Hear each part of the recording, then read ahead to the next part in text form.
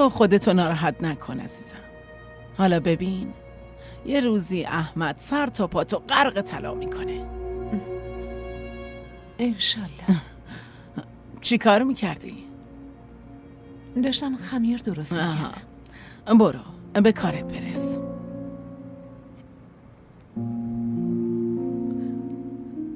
عمه جون، بله. آرد خیلی کم داریم. فقط 4-5 تا نون درست میشه. از دیشب نون مونده مگه نه؟ آره 2 تا از دیشب مونده. 2 تا خوبه. پس اونو توی مایکروفر بذار و گرمش کن.